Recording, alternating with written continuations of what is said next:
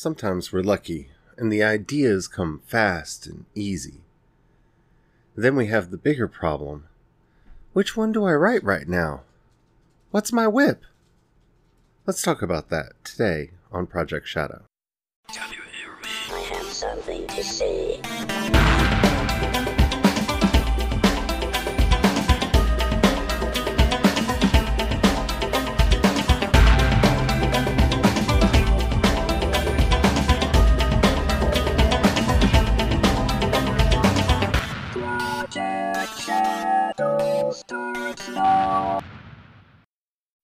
Hello everyone, how are you doing today? My name's Charlie. You might know me better as sci-fi fantasy writer C.E. Dorset, especially if you're reading my new book, Crucify My Love. So yeah, ideas. Sometimes they're easy, sometimes they're hard, and sometimes you just have so many of them, you don't know what to work on. And I think we need to talk about that, because I think it's a problem that not just creatives, but I think a lot of us have. But before we get into all that, if you haven't already, please take a moment to rate this podcast in whatever app you're listening to me on. It really does help out a lot. It tells the algorithms to share the podcast with more people. The more people listen, the bigger the community. The bigger the community, the more chance we have of actually communicating with each other. And after all, that's why I do this in the first place. So thank you to everybody who's already done that. Alrighty. This is a hard topic because, and it feels like bragging to talk about it. Because most writers and most creatives, when they're talking about art, they like to talk about writer's block and the difficulty of continuing a work in progress or finding one to start in the first place. Writer's block can be a thing, even though it's not really a thing. But that's a topic for another episode. Today, I want to talk about Moe Larry Curly syndrome when it comes to being creative. Because I think a lot of us have this problem. I see it in my husband. My husband's a chef, and, well, every now and then he has so many ideas going through his head he doesn't know what recipe to be working on. I can see it in some of my painter friends who just don't know what they want to draw or paint.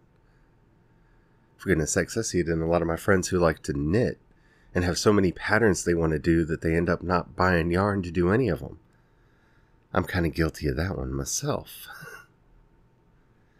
But why is it that sometimes the faucet gets turned on and we're just spoiled for choice when it comes to things to work on, and other times it's all dry and our parched minds can't find the words or the images or even the barest notion of an idea that might possibly someday amount to something? Well, we can talk about inspiration, and I've done that a bit on the podcast. We can talk about fascination, and I've talked about that a bit too. I think sometimes we go through phases. You've probably noticed, if you've been listening to this podcast, that I'm kind of going through a nostalgia phase right now, where for reasons that I can't quite comprehend, I'm thinking a lot about the old days. Thinking about the clubs that I used to hang out in, and the things I used to do when I was a kid. Thinking about the shows I used to like, and the books I used to love. We're currently rereading the Earthsea saga, because they're fun. And I'll be talking about those on the podcast soon, so if you've never read Ursula Le Guin's wonderful books, now's the time. They're short, they're sweet, and I find them a lot of fun. So, why is it that every now and then something just kind of grabs our brain, shakes it up, and there are so many ideas in there that we just don't know what to do about it? Personally, I think that's almost always the case. We just don't allow ourselves the opportunity to notice. We don't allow ourselves the chance to see. See, as I'm working on getting everything ready to write Glorify My Name a little bit later this year, I have a little bit of space in my head where I'm trying to figure out exactly what it is I want to do with my career. Where do I want to go as a writer? How do I want to deal with my books? And as I'm allowing that space to open up, as I'm allowing that kind of room to develop, all these ideas are coming in. From the kind of warrior space opera story that's kind of been flooding out of me lately, to this kind of magical kid story that I'd really like to tell, but I'm not sure if it's a kid's story or not. I don't know if I'm doing Harry Potter or Stranger Things. Knowing me, it'll end up being somewhere in the middle. But all these stories, all these ideas, all at once, filling and flooding the mind. One of the first questions I think we need to tackle in here is, why is it hard to talk about the overabundance of ideas? Like I was saying, I think it's a problem of writer's block. See, there are people that we know, and sometimes even ourselves, who are in that kind of dry spell where the imagination just isn't working. The lights aren't completely on in the building, and it's hard to see the story, the idea, the image in front of us.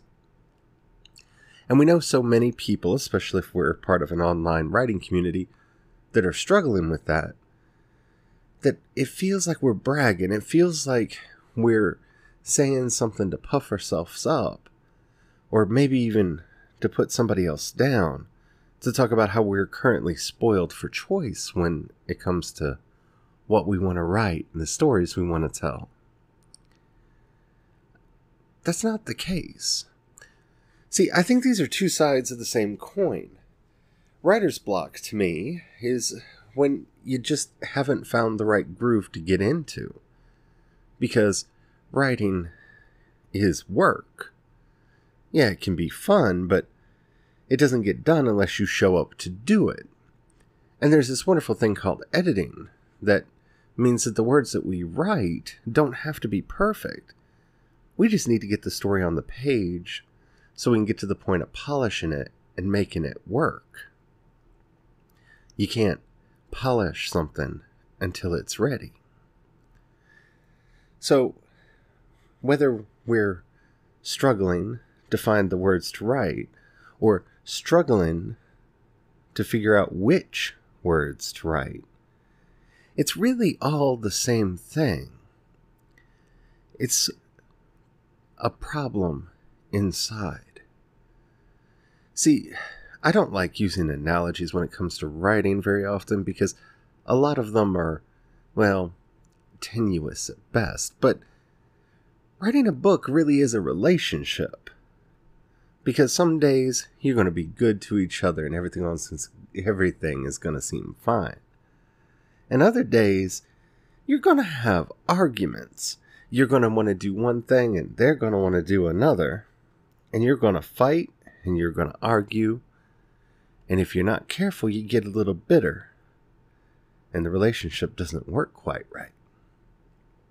Sometimes you really don't know each other enough to have moved in together. And that causes problems. Because you're going to be with that work, especially if you're doing a novella or a novel, you're going to be with that work for a while. So you've got to make sure that you're comfortable with it. And when we're in the phase where new ideas are coming up, it's kind of like dating.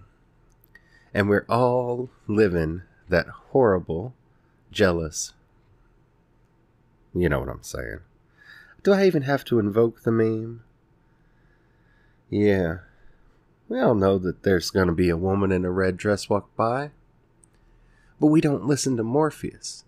You got to ignore the woman in the red dress because she's just a distraction and the Smith is going to get you. But we look anyway. Because maybe, just maybe, that other story that's kind of flirting with us out of the corner of our mind, maybe that's the one that's going to get the ruby dust on it. Maybe that's the one that's going to be magic. Maybe that's going to be my breakout. That's going to be the one that gets me money and fame and movies and TV series. That's the one that's going to make everybody know my name. That's the one that's going to make everybody realize that all the work, all the time, all the energy that I've put into this is worth it. I'm finally going to get the respect of my peers, my family, and my friends. They're going to stop looking at me at that silly person that just writes stories and go, wow, you are an author. You wrote the next great novel. And we want that respect. Whether we admit it to ourselves or not, we want that respect. We want that adulation. Yeah, we write for ourselves, but deep down, somewhere inside of all of us, there's that little voice saying, you need people to like you for this to count. If people don't love this story the way you love this story, maybe you were wrong about it. And so we fight and we struggle. And when that other story comes our way and says, hey, I might be the one, we risk giving up the sure thing that we have, the good, solid relationship that we have with the work that we were doing. Because you never know, that one over there, that might be the one. That might be my soulmate. But we're wrong.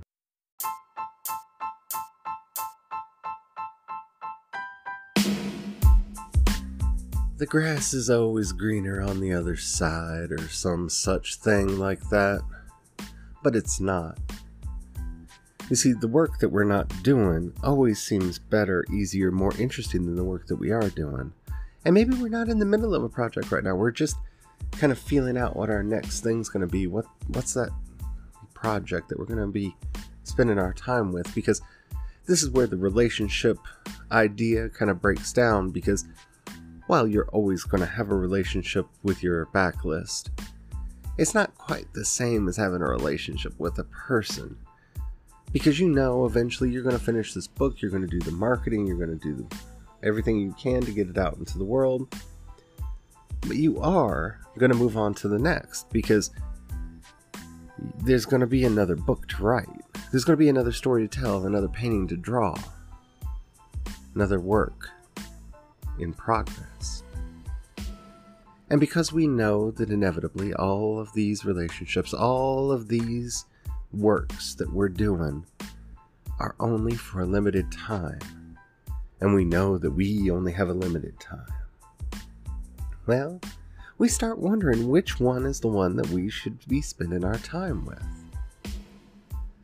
And this is where paralysis kicks in. Well, that would be fun. Oh, that would be fun. Oh, that would be more fun. Oh, that would be a good story. I've never seen a story like that. Well, have you? Doesn't matter. See, you have to have that love for the work to carry you through. We've talked about that on numerous occasions, but you also have to have the stamina to get to the end of it. You have to have that spirit inside you that says, all the work that I'm doing here, all the hours I'm pouring into this thing are going to be worth it.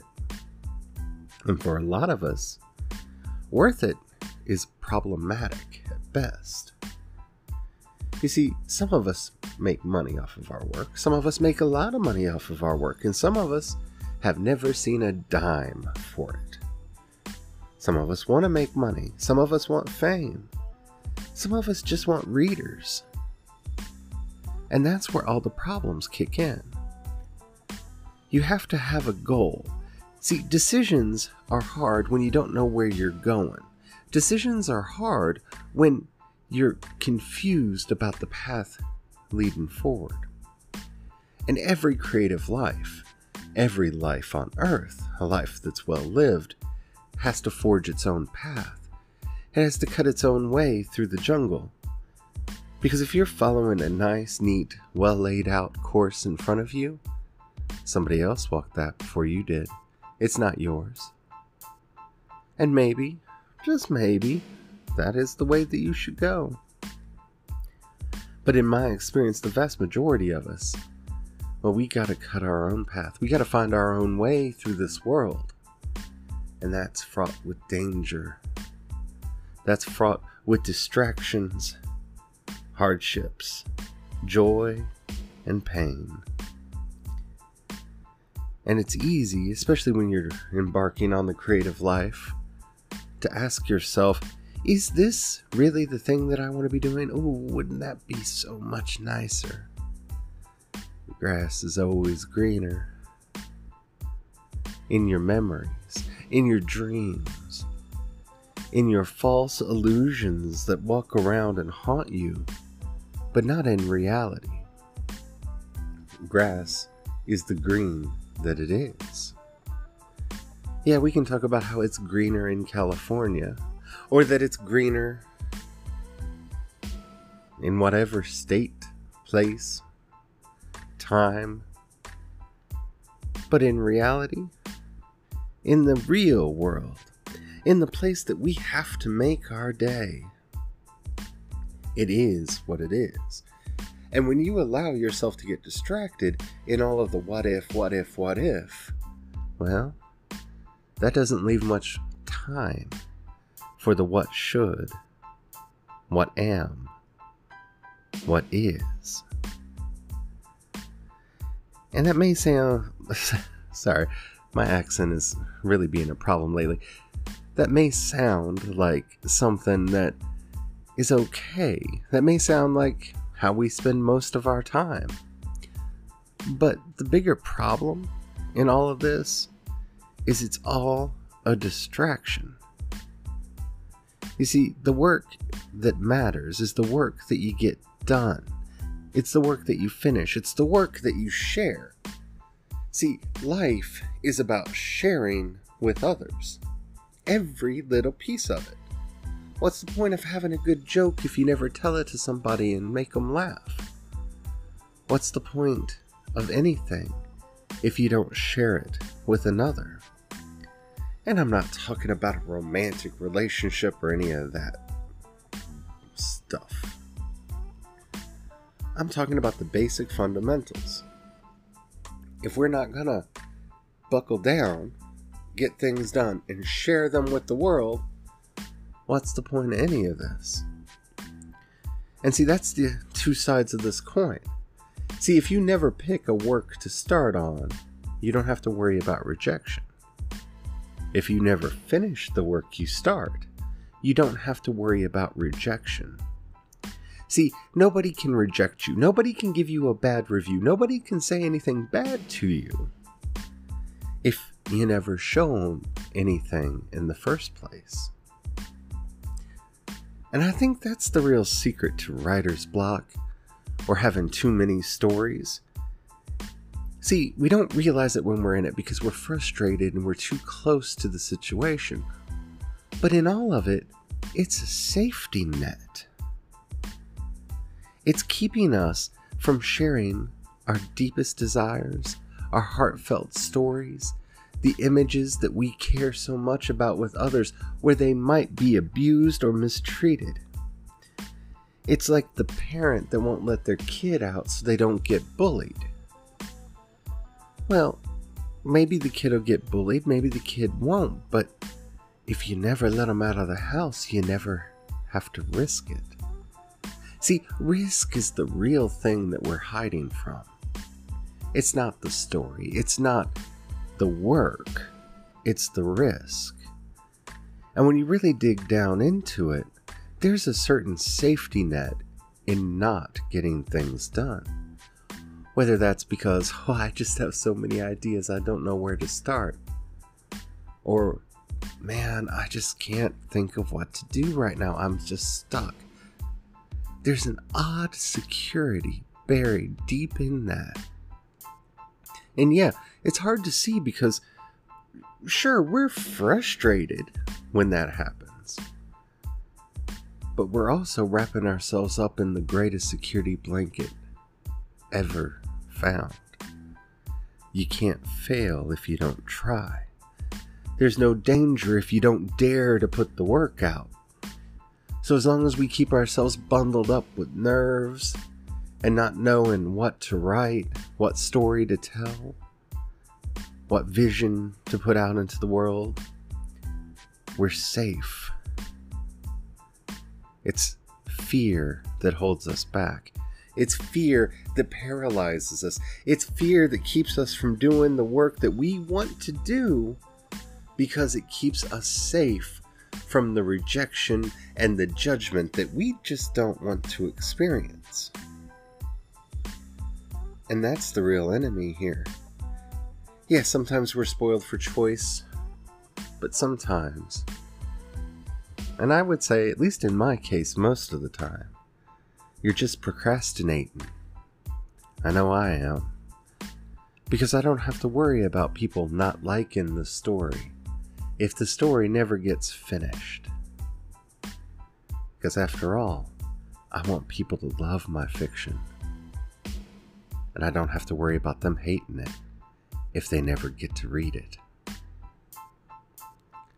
I hope you enjoyed this episode. If you did, and you haven't already, please take a moment to rate this podcast in whatever app you're listening to me on. It really does help out a lot. If you've got $1 you can throw my way, in the show notes you'll find a link to both my Patreon and the community support tab. Difference between the two is people on Patreon occasionally get stuff. If you don't have any money right now, or you don't feel like joining the project, that's fine. But if you know somebody you think might like this podcast, do share it with them. That helps out a lot. If you have any questions, comments, or topics you'd like to hear discussed on the show, in those same show notes you'll find a link to our voice message system. Keep it short, keep it clean, so I can answer your questions or respond to your comments on the show. Or if you'd like to hit me up on social media, I'm CE Dorset on both Twitter and Instagram, and you can find links to everything that I do over at Project Shadow, which at least for right now actually includes large amounts of the fiction I write. Because I am in a phase where I care more about readers than I do about money. I want the stories to be read. And that may be a good thing, it may be a bad thing. And that may just be something we have to talk about tomorrow. Until next time, don't forget, have the fun. Bye.